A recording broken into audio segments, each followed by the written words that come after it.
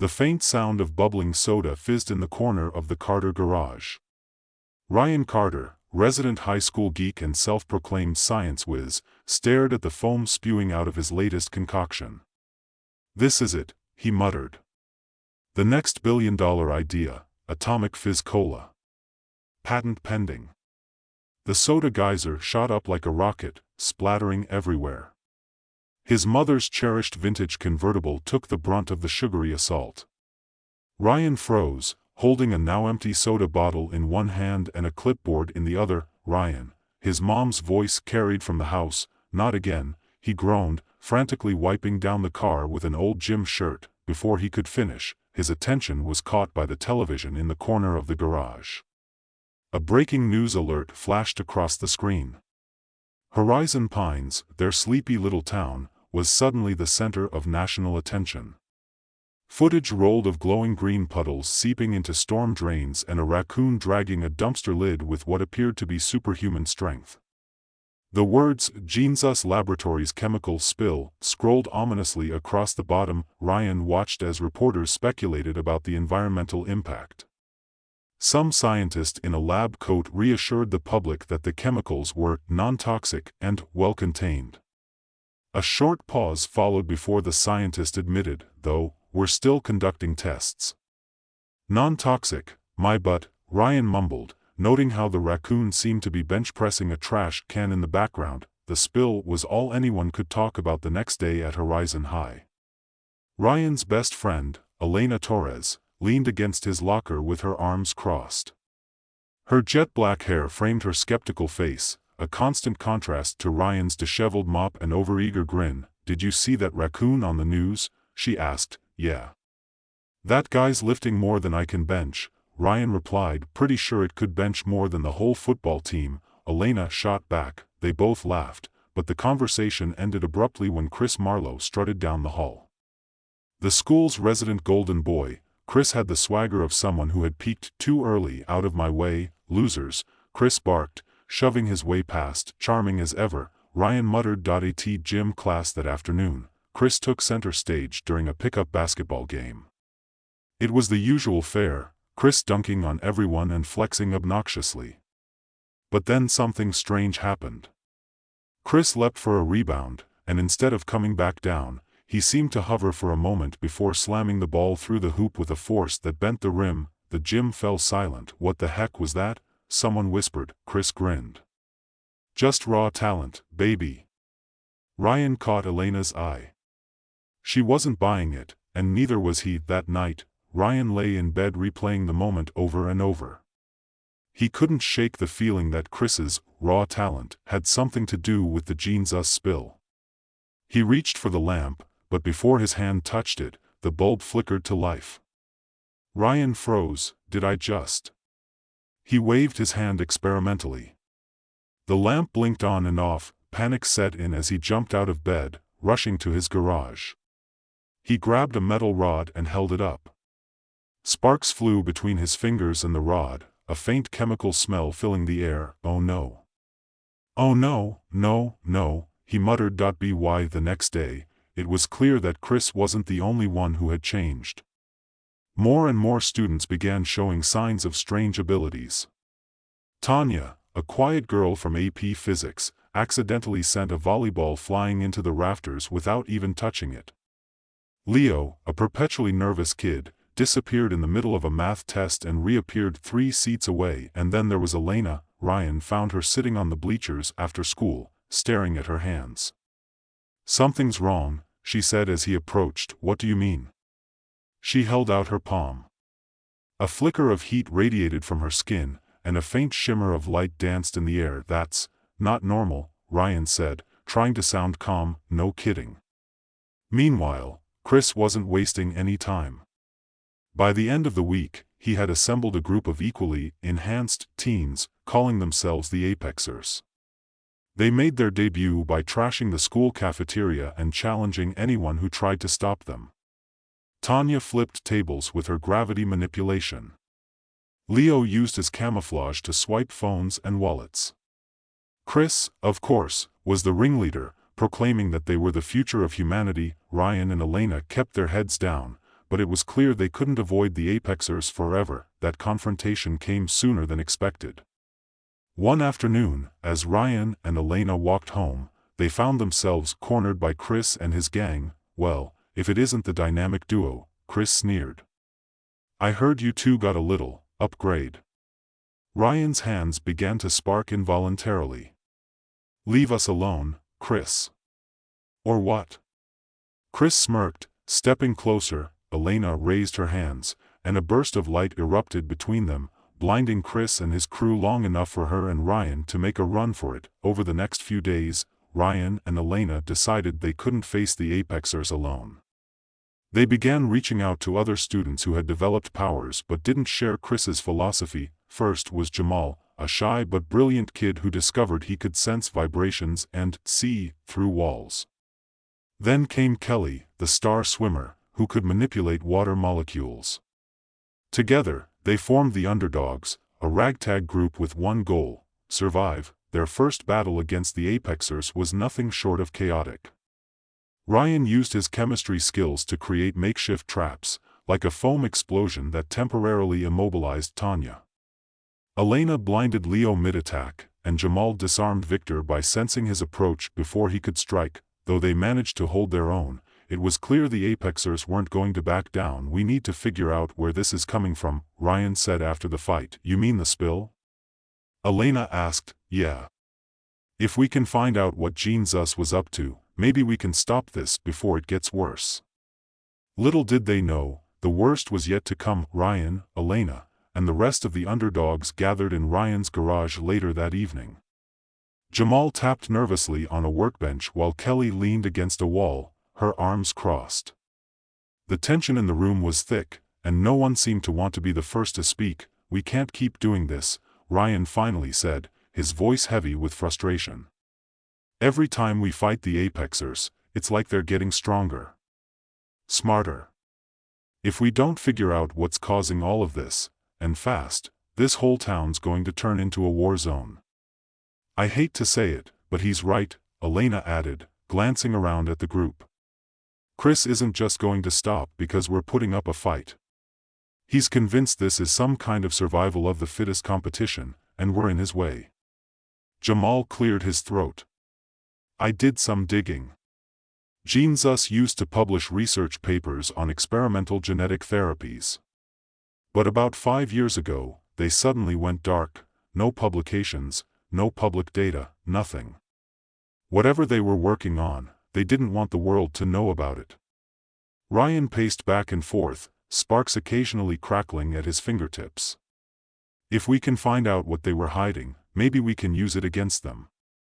Or at least figure out how to stop whatever's happening to us." "How do we even get close to Jesus?" Kelly asked, skepticism etched on her face. "That place is locked down tighter than Fort Knox." "I might have an idea," Jamal said, hesitating. Everyone turned to him. "There's a maintenance tunnel system that runs under the facility," he continued. "I used to sneak into one of the storm drains near the edge of town to explore when I was a kid. It connects to the labs. If the tunnels are still open, we could get inside without anyone noticing." Ryan nodded slowly, his mind already racing with possibilities. "All right. Let's do it. But we need to be smart about this. We're not going in guns blazing, we're going in to get answers." "And if Chris shows up?"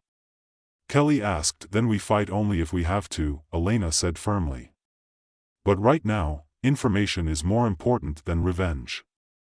The next night, armed with flashlights, improvised tools, and no shortage of nerves, the Underdogs approached the storm drain on the outskirts of town. Ryan crouched by the entrance, his hands trembling as he worked a crowbar against the rusted grate. It finally popped loose with a loud clang, and the group exchanged wary glances before climbing inside. The air was damp and smelled faintly of chemicals. Water dripped from the low ceiling, echoing through the dark tunnel. Jamal led the way, his enhanced senses guiding them around sharp turns and flooded passages. "This place gives me the creeps," Kelly whispered. "You're not alone," Ryan muttered. After what felt like an eternity, they reached a heavy metal door with a Jesus logo stamped across it. Jamal pressed his ear to the door and closed his eyes, focusing. No movement on the other side, he whispered. Ryan knelt down, examining the lock. Standard electronic keypad. Shouldn't be too hard to. Before he could finish, Kelly stepped forward and placed her hand on the lock. A thin layer of frost spread across the keypad, and with a sharp twist, she snapped it off. Or we could do that, Ryan said, blinking. Inside, the lab was eerily quiet. Rows of computer terminals and lab equipment sat in pristine condition, as though the facility had been abandoned in a hurry. Ryan couldn't help but feel a knot of unease forming in his stomach. Spread out, he whispered. Look for anything that explains what they were working on. The group fanned out, searching through files, opening drawers, and scanning computer screens. Elena called out softly from the far corner of the room. Guys, I think I found something. Ryan hurried over to where she was standing. She held up a file folder marked Project Apex in bold red letters. Inside were pages of technical jargon, diagrams, and what looked like genetic sequences. This is it, Elena said, flipping through the pages. Gene Zus was experimenting with something they called targeted evolutionary therapy. They were trying to create a way to artificially accelerate human evolution. And they screwed up, Kelly added grimly, peering over Elena's shoulder. Big time, Ryan said. If this stuff got into the town's water supply during the spill, it explains why we're all changing. But it's not just us, Jamal said, holding up another file. This says the genetic changes aren't stable. Eventually, the mutations will spiral out of control. If we don't find a way to reverse it. He didn't finish the sentence, but the implication was clear. Suddenly, a loud clattering noise echoed through the lab. The group froze. Someone's here, Jamal hissed. Before they could react, Chris and the Apexers burst through the far door. Chris's eyes gleamed with a mixture of triumph and rage. Well, he said, stepping forward. Looks like the little science club beat us to the punch. Ryan instinctively stepped in front of Elena, sparks crackling at his fingertips. What do you want, Chris? Chris laughed. What do I want? I want exactly what Gene Zus promised, to be the strongest. The fastest. The best. And I'm not letting you or anyone else stand in my way. The room erupted into chaos. Tanya used her gravity manipulation to fling lab equipment across the room, while Kelly countered by freezing a section of the floor, causing her to slip. Jamal dodged a punch from Victor, using his vibration sense to anticipate every move. Ryan and Chris squared off in the center of the room. Chris lunged, his strength overwhelming, but Ryan fought back with quick bursts of chemical reactions, creating small explosions that forced Chris to retreat. Elena, get the files.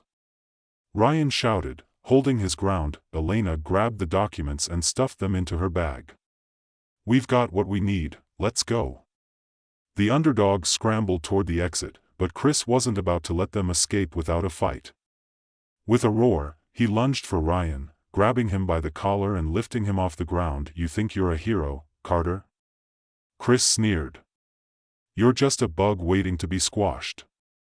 Before he could deliver the final blow, Elena unleashed a blinding burst of light, forcing Chris to drop Ryan and stumble backward. The team seized the opportunity to retreat, vanishing into the tunnels before the Apexers could regroup. Back in the safety of Ryan's garage, the group pored over the files they had recovered. The more they read, the clearer it became. The chemical spill hadn't just been an accident.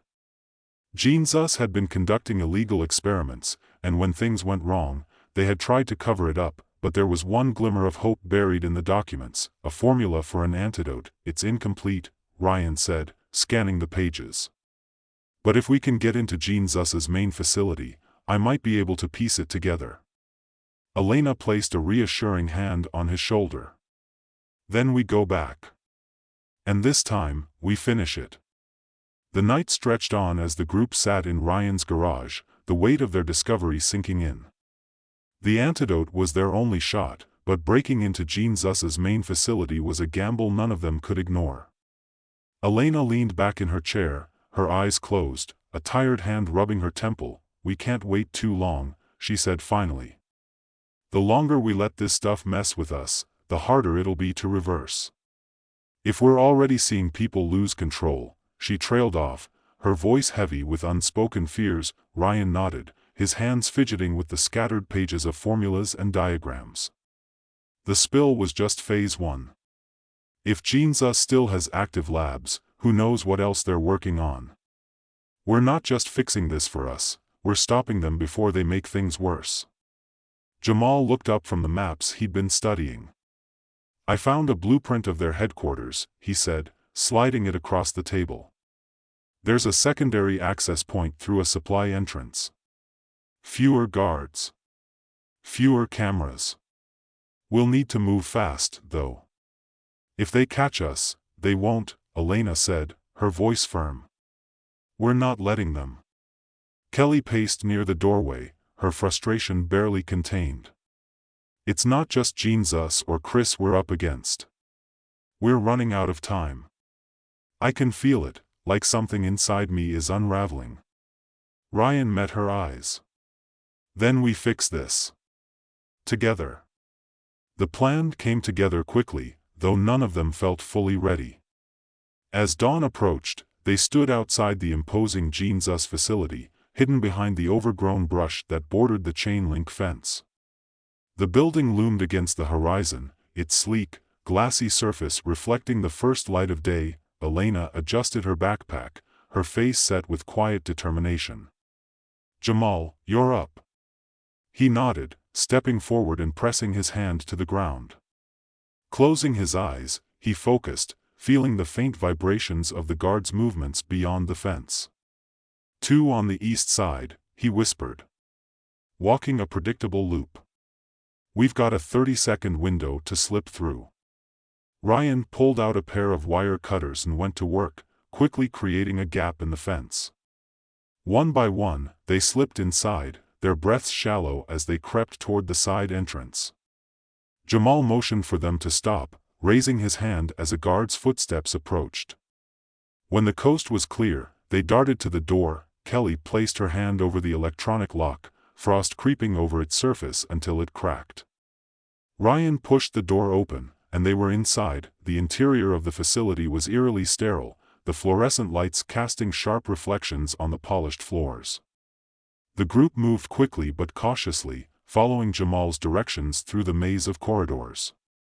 The silence was oppressive, broken only by the hum of machinery and the faint buzz of security cameras swiveling overhead. As they rounded a corner, Ryan stopped abruptly, holding up a hand to signal the others.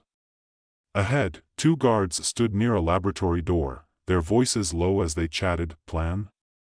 Kelly whispered, her fingers twitching with anticipation. Ryan glanced around, his mind racing. "Elena, can you distract them?" She nodded, stepping forward and holding her hands out. A soft, golden glow began to radiate from her palms, growing brighter until the hallway was bathed in dazzling light. The guards shouted in alarm, shielding their eyes, and the group rushed forward before they could react. Kelly froze their boots to the floor with a quick burst of ice, while Ryan sent a small chemical reaction sparking through the air, igniting a harmless but disorienting flash. The guards slumped against the wall, dazed. "Nice teamwork," Jamal said, stepping past them to pry open the lab door. Inside, the lab was a flurry of activity, machines whirring, liquids bubbling in glass tubes, and monitors displaying streams of incomprehensible data. But it was the vials in the center of the room that caught Ryan's attention. Rows of them, glowing faintly green, sat in a temperature-controlled chamber. "This is it," Ryan whispered, his pulse quickening. "The source of the spill." And he scanned the room, spotting a secured cabinet labeled antidote prototype. "There's our solution." Elena hurried to the cabinet, examining the keypad. "Can you get it open?" "Not without time we don't have," Ryan said, already improvising. He grabbed a nearby vial of chemicals, mixing it with another and pouring the concoction into the keypad's tiny crevices. The mixture bubbled and hissed, and with a loud pop, the lock disengaged. Inside were several syringes, each filled with a clear liquid. Ryan carefully retrieved them, his hands trembling. "This is it," he said, his voice barely above a whisper, but before they could celebrate, an alarm blared, red lights flashing as the facility locked down. "Great," Kelly muttered. "What now?" A slow, mocking clap echoed through the lab. The group turned to see Chris stepping into the room, flanked by Tanya, Leo, and Victor. "Nice of you to do all the hard work for us," Chris said, his grin predatory. Ryan stepped forward, clutching the syringes tightly. "This ends here, Chris. We've got the antidote. This whole mess is over." Chris laughed, a low, menacing sound. "Over? This is just the beginning. You don't get it, do you? This isn't a disaster, it's evolution. And only the strong survive." He lunged at Ryan, the sheer force of his attack sending him sprawling. The antidote syringes clattered across the floor, scattering in every direction. The lab erupted into chaos. Tanya sent lab equipment flying with waves of gravity, while Kelly countered by creating slick patches of ice to destabilize her. Jamal darted between opponents, using his vibration sense to anticipate their movements and strike at the right moment. Elena faced off against Leo, her bursts of light disrupting his camouflage as he tried to ambush her. She fought with everything she had, her powers pushing past their limits. Meanwhile, Ryan and Chris clashed in the center of the lab. Chris's raw strength was overwhelming, but Ryan used his quick thinking and chemistry knowledge to hold his ground, creating small explosions to keep Chris at bay. Elena, seeing Ryan in trouble, unleashed one final, blinding burst of light. It was so intense that it shattered the overhead lights and sent a shockwave through the lab, knocking everyone to the ground. When the dust settled, Ryan crawled toward the scattered syringes, grabbing one and plunging it into Chris's arm before he could recover. Chris roared in anger, his body convulsing as the antidote took effect.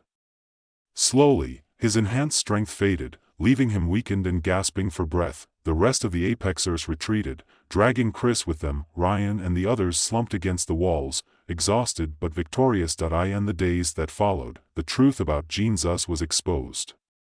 The company was shut down, and the antidote was distributed to everyone affected by the spill.